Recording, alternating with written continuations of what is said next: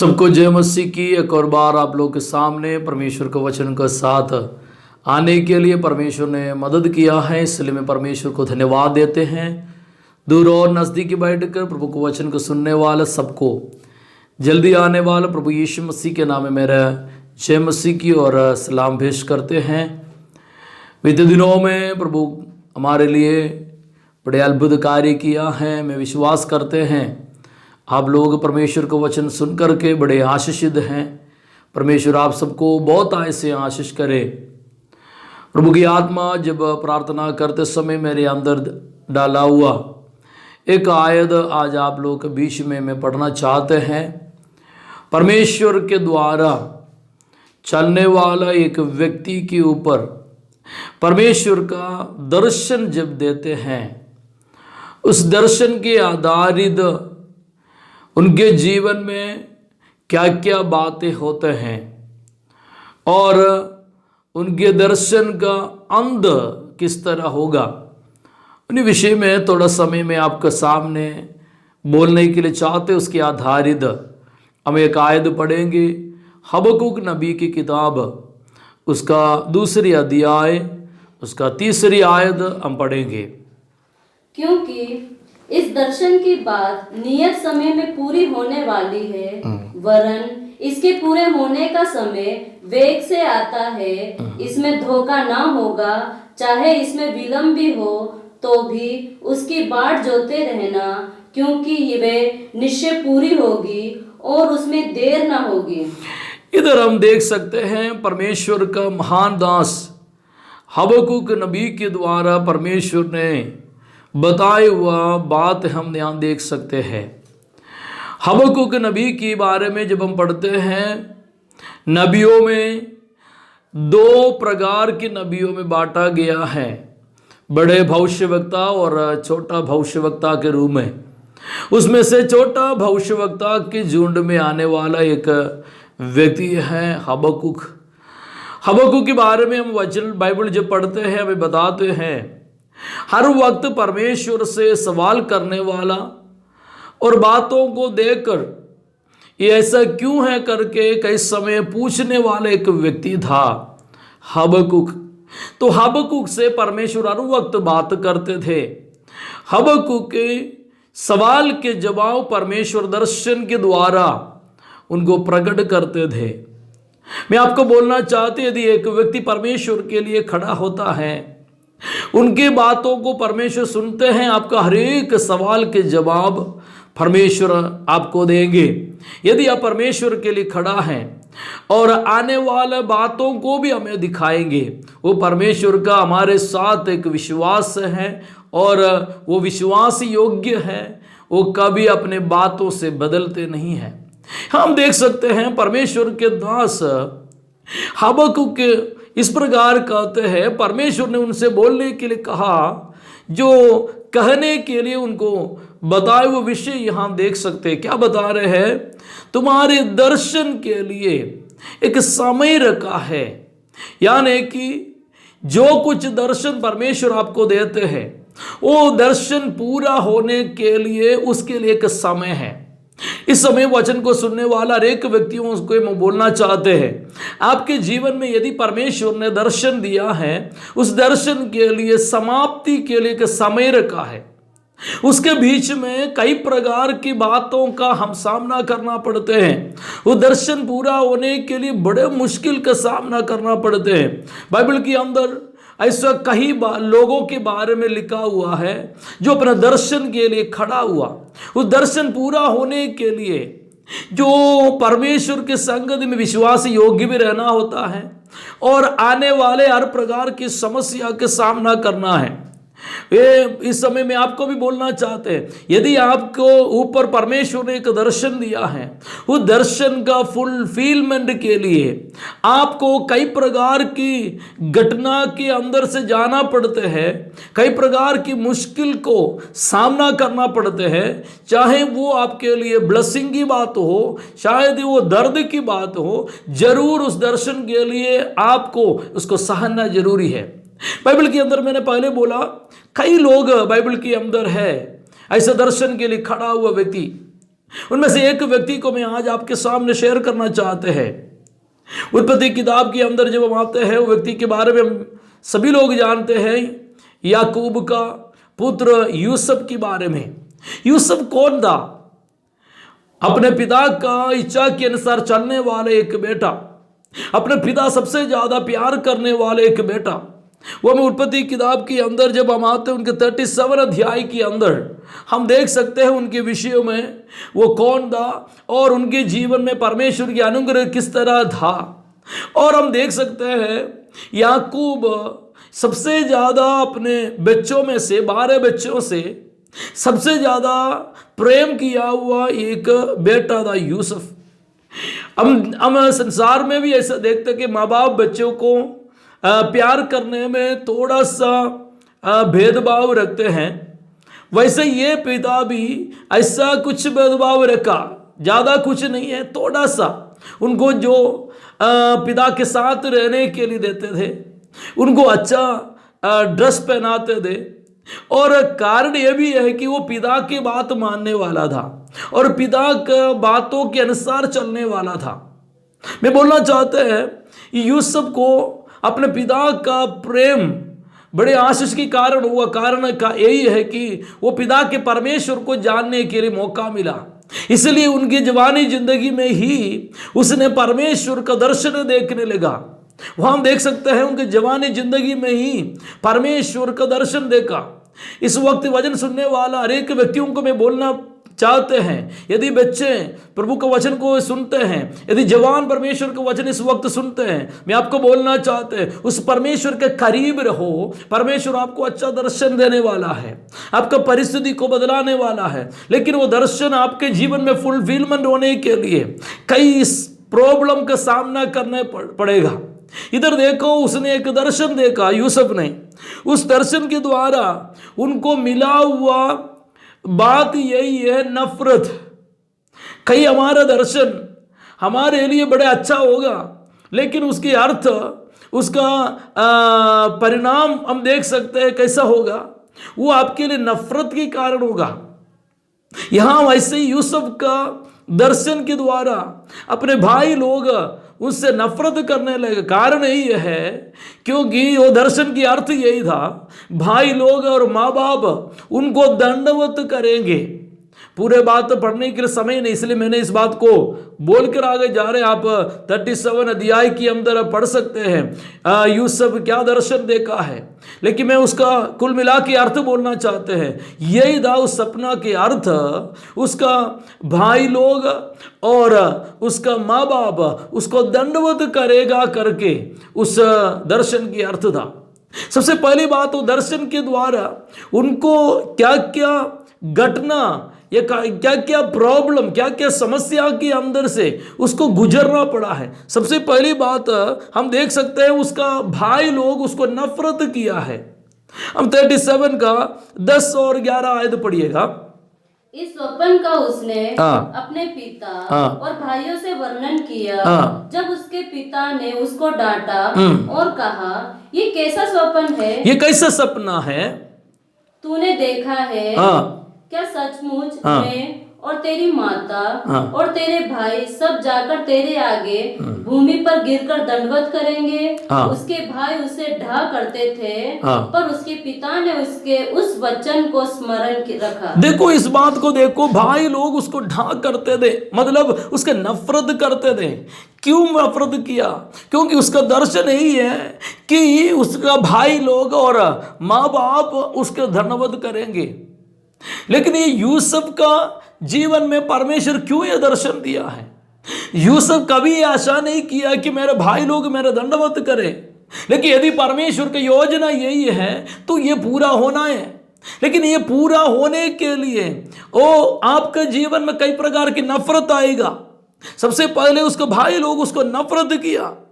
दूसरी बात उसके 37, 18 और 19 हम देखते हैं अपने भाई लोग उसके खिलाफ षड्यंत्र रचा। सबसे पहली बात उसको नफरत किया, दूसरा उसके खिलाफ षड्यंत्र रचते हैं। हम देख सकते 18 और 19 आयत पढ़िएगा। जो ही उन्होंने उसे दूर से आते देखा, जो यूसुफ को दूर से देखा, तो उसके निकट आने के पहले ही उसका निकट आने से पहले ही उसे मार डालने का षड्यंत्र रचा। देखो, उसको मार डालने का षड्यंत्र रचा। देखो, यदि एक व्यक्ति के द्वारा परमेश्वर कार्य करना चाहते हैं और यदि एक व्यक्ति के द्वारा परमेश्वर अपना कार्य प्रकट करना चाहते हैं, उस व्यक्ति को जरूर नफरत के सामना करना पड़ते हैं। आपके खिलाफ षड्यंत्र रचा जाएगा, आपके खिलाफ लोग बातें बनाएंगे, आपके खिलाफ परमेश्वर के कार्य के लिए आप खड़ा होते हैं, आपके खिलाफ लोग कई प्रकार की प्रॉब्लम खड़े करेंगे। हम देखो, वो उसको दूर से देखकर उसके पास आने से पहले अपने भाई लोग उसके खिलाफ षड्यंत्र रचते हैं। मैं आपको बोलना चाहते हैं, यदि आप दर्शन के लिए खड़ा होते हैं, आपको दूर से देखकर भी आपके खिलाफ लोग प्रॉब्लम खड़े करेंगे, षड्यंत्र रचेगा। शैतान को पता है ये व्यक्ति खड़ा हो गया तो यहां कुछ कार्य हो जाएगा, एक व्यक्ति इधर खड़ा हो गया तो उस व्यक्ति के द्वारा परमेश्वर बड़ा कार्य करेगा, ये शैतान जानते हैं, इसलिए उसके खिलाफ षड्यंत्र रचते हैं। इस वचन सुनने वाले भाई बहन, मैं आपको बोलना चाहते हैं, जिन जगह में आप प्रभु का सेवा करते हैं, उस जगह में आप परमेश्वर के लिए यदि खड़ा है, आपके खिलाफ जरूर षड्यंत्र लोग रचेंगे, क्योंकि शैतान को पता है आपको उधर खड़ा करने से शैतान हार जाएगा, उसका प्लान नाकाम होगा। इसलिए वो अपना कार्य करने के लिए और लोगों को उसको आपके विरुद्ध इस्तेमाल करेगा। इधर देखो, हम देख सकते हैं क्या बात हुआ, उसके खिलाफ प्लान बनाया। पढ़िएगा आयत फिर से। ज्यों ही उन्होंने उसे दूर से आके देखा तो उसके निकट आने के पहले ही उसे मार डालने का षड्यंत्र रचा। और वे आपस में कहने लगे, देखो वे सपना देखने वाला आ रहा है। उसका शर्मिंदगी करते हुए वो इस प्रकार बोलते थे, उसके अंदर इस प्रकार के घमंड है, वो कुछ करेगा। मैं आपको बोलना चाहते हैं, आपके कामों को देखकर आप प्रभु के संगत में नम्र होकर रहने से परमेश्वर आपको इस्तेमाल करते हुए शैतान को पसंद नहीं होता है, इसलिए वो क्या करते हैं, आपके खिलाफ प्लान बनाते हैं। इस वचन के आधार में आपको बोलना चाहते हैं, यदि ये परमेश्वर के दर्शन के लिए आप खड़ा होते हैं, आपके खिलाफ चाहे कितना भी प्रॉब्लम आए, आप उस प्रॉब्लम को सह कर आगे बढ़ना जरूरी है, क्योंकि दर्शन के लिए आप खड़ा हैं, उसके लिए आप आगे बढ़ना है। हम देख सकते हैं आगे 37 का 22 पढ़िए, वहां क्या लिखा है। फिर रूबेन ने उनसे कहा, लहू मत बहाओ, उसको जंगल के इस गड्ढे में डाल दो। तीसरी बात देखो, अपने भाई लोग उसको खत्म करने के लिए, मार डालने के लिए कोशिश कर रहे थे, लेकिन उसके बीच में से एक व्यक्ति को परमेश्वर का जरिए एक व्यक्ति वहां बात करते, वो हमारा भाई है, हम उसको मार नहीं डालना लेकिन उसको गड्ढे में गिरा देते हैं। मैं आपको बोलना चाहते हैं, यदि दर्शन के लिए आप खड़ा है, आपको कोई खत्म नहीं कर सकता। दर्शन के लिए आप खड़ा है, आपको हमेशा के लिए पृथ्वी से मिटा नहीं सकता। परमेश्वर वहां भी आपको बचाएंगे। इधर देखो, यूसुफ को उनके बड़ा भाई के द्वारा परमेश्वर मृत्यु से बचा रहे हैं। बोले हम उसको मारना नहीं, उसको हम हमें गड्ढे में गिरा डाले। मतलब यही हुआ, एक दर्शन के लिए खड़ा होने व्यक्ति चाहे कितना भी प्रॉब्लम लोग उसको खत्म करने के लिए भी कोशिश करें, यदि आपके ऊपर दर्शन है, आपके ऊपर परमेश्वर की योजना है, कोई भी आपको खत्म नहीं कर सकता। उसका बात है, हम यहां देख सकते हैं, उसको मारने के लिए प्लान बनाया था। अभी क्या बात है, उसको बोलते उसको गड्ढा में डाल दिया जाए। आगे देखो, चौथी बात हम देख सकते हैं, उनके खिलाफ क्या बात कहा, 37 के 26-27 पढ़िएगा। तब यहूदा ने अपने भाइयों से कहा, अपने भाई को घात करने और उसका खून छिपाने से क्या भला होगा। हमें उसको खून करने, मैंने आपको बोला, उसको बचाने के लिए परमेश्वर की योजना यही है, हम उसको खून नहीं बहाना। आओ हम उसे इस्माइलियों के हाथ बेच डाले। तीसरी बात हम चौथी बात वहां देखते हैं, अपने भाई लोग उसको बेच डाला। देखो, आप यदि सच्चाई के लिए खड़ा होते हैं, आप यदि परमेश्वर की इच्छा के अनुसार खड़ा होते हैं, आपको बदनाम सहना पड़ेगा। आपको बेच डालेंगे, आपको लोगों के सामने नफरत करेगा, आपको लोगों के सामने शर्मिंदा करेंगे। यूसुफ क्या बात इधर सामना कर रहा है? उसका भाइयों को ढूंढ के आए हुए व्यक्ति है, उस भाइयों को प्यार किया हुआ व्यक्ति है, वो भाइयों को अपना समझा हुआ व्यक्ति है, भाइयों के लिए अपने जीवन देने के लिए भी वो तैयार है। लेकिन एक बार भी अपने भाइयों से उन्होंने गिड़गिड़ाया नहीं। उधर देख सकते हैं उसके भाइयों के कामों से उनसे वो नफरत नहीं किया है। मैं आपको बोलना चाहते हैं, आपके खिलाफ चाहे लोग कुछ भी कर डाले, लेकिन परमेश्वर का वचन कहते हैं तो उनसे नफरत ना करें, प्रार्थना में लगे रहे। परमेश्वर का वक्त आएगा, वो परमेश्वर बात को प्रकट करेगा। कौन सा सच है, कौन सा सही है, कौन सा गलत है, परमेश्वर प्रकट करेगा। इधर देखो, यूसुफ उस गड्ढे में गिरने के लिए भी तैयार हो गया, उसको गड्ढे में गिरा डाला है। पांचवी बात क्या देखते हैं? उसको बेच डाला। 39 का पहले आयत पढ़िएगा। जब यूसुफ मिस्र में पहुंचाया गया, देखो उसको बेचा गया और वो मिस्र में पहुंचा गया। तब पीतोपर नामक एक मिस्री ने, जो फिरौन का हाकिम और अंगरक्षकों का प्रधान था, उसको इस्माइलियों के हाथ में से जो उसे वहां से ले गए थे मोल लिया। देखो उसने वहां एक व्यक्ति दूसरे राज्य में, वहां एक व्यक्ति उसको मोल लिया, मिस्र में उसको मोल लिया है और मोल लेकर उसको अपना बना दिया है। यहां भी हम देख सकते हैं जरूर किसी ने उसको मोल लिया है, यहां भी उसको भलाई नहीं मिला। कई समय आप इस प्रकार बोलते हो, मैं परमेश्वर का दर्शन के अनुसार नहीं चल रहे क्या ये प्रॉब्लम पूरा मेरे जीवन में क्यों आते हैं? क्या मैं परमेश्वर की योजना के अनुसार नहीं चल रहे? आपके शायद मन के अंदर इस प्रकार के विचार आते होगा। आज इस वचन के अनुसार मैं आपको बोलना चाहते हैं कि परमेश्वर को आपके जरिए बड़ा प्लान है। यदि आप गड्ढे में गिरना हो, गिर जाए, क्योंकि आपको परमेश्वर उठाने वाला है। वचन में ऐसे लिखा है, दलदल के अंदर से परमेश्वर हमें उबारने वाला है। इस वक्त शायद दलदल की परिस्थितियों का आपके जीवन में आप एक पैर उठाते तब दूसरा पैर दब जाता होगा, लेकिन परमेश्वर की आत्मा कहते यदि आप उस गड्ढे में गिर भी डाले, लेकिन परमेश्वर आपको खड़ा करने वाला है। उसने वहां सोचा कि मैं एक सेफ जगह में आया, मुझे दर्शन के कारण मेरे भाई लोग मुझे धोखा दिया है, मुझे बेच डाला है, मुझे गड्ढे में गिराया है, बड़े मुश्किल के सामना करना पड़ा। लेकिन अभी उनके मन में शायद यह विचार होगा कि मैंने एक अच्छा सुरक्षित जगह में आया, लेकिन वो सुरक्षित जगह भी उसके लिए बड़ा मुश्किल की बात था। हम आगे देख सकते हैं वहां क्या बात हुआ। 39 का हम देख सकते 39 के 20 आयत में हम देख सकते वहां क्या बात हुआ है। और यूसुफ के स्वामी ने उसको पकड़कर बंदी गृह में, देखो वहां हम देख सकते हैं यूसुफ को बड़ा एक प्रॉब्लम का सामना करना पड़ा। उनको जलील करने के लिए, उनको शर्मिंदगी करने के लिए, उसके हमेशा के लिए खत्म करने के लिए वहां एक षड्यंत्र रचा जाते हैं। ये वो पाप नहीं किया है, लेकिन वहां से भाग कर बेचने के लिए कोशिश किया है, लेकिन इंजाम उसके ऊपर आते हैं। उस व्यक्ति वहां देख से बेचने के लिए कोई चारा नहीं, उनको बंदी गृह में गिरना पड़ा।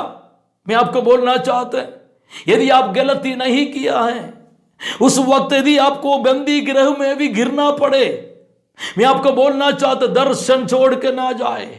परमेश्वर ने आपके लिए आपको जो खड़ा किया है उस बातों को छोड़कर आप ना जाए। इधर देख सकते हैं उसको बंदी गृह में डाला गया।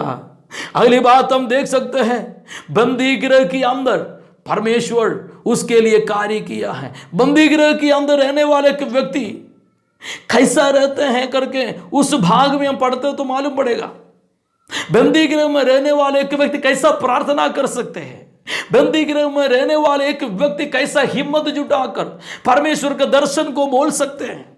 बंदी गृह के अंदर दो व्यक्ति दर्शन देखा, उस दर्शनों का अर्थ इधर यूसुफ बताते हुए हम उस अध्याय में पढ़ सकते हैं। मुश्किल के अंदर कैसा प्रार्थना करना है, यहां यूसुफ के द्वारा हमें सीख मिल जाते हैं। यूसुफ मुश्किल के अंदर भी प्रार्थना किया, मुश्किल के अंदर भी दूसरों को मिला हुआ दर्शन का अर्थ बताने के लिए तैयार हो गया। इसकी अर्थ यही है, कितना समस्या वो सहते गया उतना उसके आत्मिक तल भी बढ़ गया है। मैं आपको बोलना चाहते हैं, कई मुश्किल आते समय आपके आत्मिक तलों में आप कमजोरी ना डाले, आपकी आत्मिक जिंदगी में आप कमजोर ना हो, मुश्किल के वक्त भी आपकी आत्मा में आप तेज हो जाए। परमेश्वर की आत्मा कहते हैं, आपको यदि गड्ढा हो, यदि आपको समस्या हो, यदि आपको लोग बुराई बोलता हो, यदि आपको शर्मिंदा करने के लिए लोग कोशिश करते हैं, लेकिन परमेश्वर के वचन के अंदर हम देख सकते हैं यूसुफ ऐसा व्यक्ति था, उनका दिन प्रतिदिन उसके आत्मिक तलों में बढ़ोतरी हुआ है। इसलिए बंदी गृह के अंदर प्रार्थना के द्वारा लोगों का दर्शन का अर्थ बोलने के लिए यूसुफ को परमेश्वर ने इस्तेमाल किया है। यहाँ इस वक्त आपको बोलना चाहते, कितने लोग मुश्किल के वक्त प्रार्थना करते हैं, कितने लोग मुश्किल के वक्त भी विश्वास योग्यता के साथ रहते हैं, कितने लोग समस्या आने पर भी विश्वास योग्यता के साथ रहकर परमेश्वर को धन्यवाद करते हैं। आप हिम्मत पाकर प्रभु के लिए खड़े हो जाओ, आप उस दर्शन के लिए खड़े हो जाओ, आप परमेश्वर के कार्य के लिए खड़े हो जाओ। वक्त आने पर परमेश्वर आपको खड़ा करने वाला है। वहां हम देख सकते हैं यूसुफ को परमेश्वर उस बंदी गृह से बाहर लेके आते हैं। यूसुफ के ऊपर परमेश्वर दिया दर्शन पूरा हो रहा है। 40 का 22 और 23 आयत पढ़िए, उधर क्या लिखा है?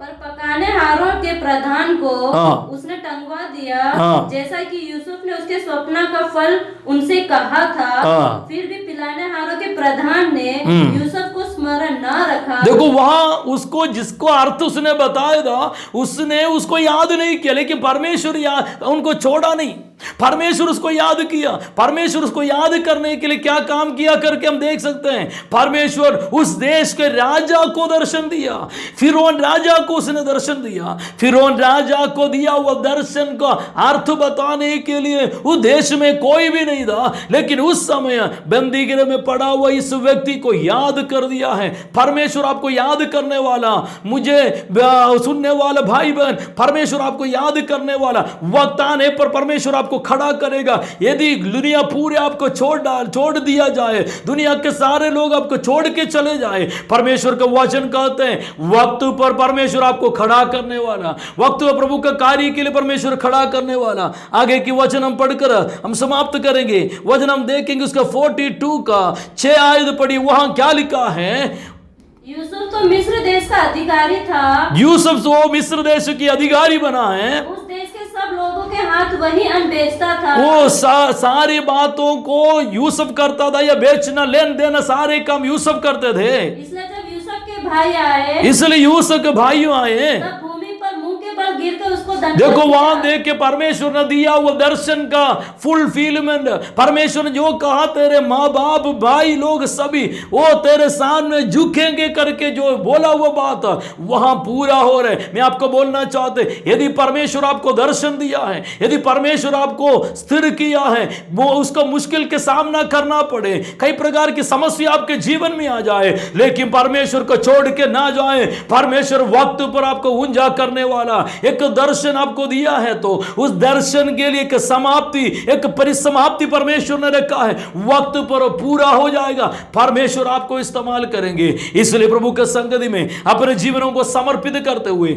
आइए हम प्रार्थना करें, आपके जीवन में परमेश्वर दिया हुआ हर एक दर्शन पूरा हो जाए, परमेश्वर की आत्मा आपको इस्तेमाल करे। आइए धन्यवाद करते हुए प्रार्थना करें। धन्यवाद परमेश्वर, प्रेमी परम पिता, हम तेरे धन्यवाद करते हैं इस वक्त प्रभु जब मिलकर तेरे शरणों में आते हैं। इन दिनों में हमारे ऊपर तूने दिया हुआ दर्शन, उसका फुलफिलमेंट के लिए हमें परमेश्वर तू खड़ा करे। चाहे कितना भी मुश्किल आए, कितना भी प्रॉब्लम आए, हर एक व्यक्तियों के जीवन में नया बल के साथ प्रभु तू खड़ा करे। तू अद्भुत करने वाला, तेरे सामर्थ्य प्रकट करने वाले सुन धन्यवाद। जितने लोग वचन सुना है उनके जीवन परमेश्वर कार्य करे, पवित्र आत्मा उनको गाइड करे, स्वर्गीय आशीषों से भर दे। तू ऐसा कार्य किए सुन धन्यवाद। स्वाराध और महिमा हम तुझको देते हैं, यीशु नासरी के नाम में मांगते हैं, सुनो और ग्रहण कर पिता।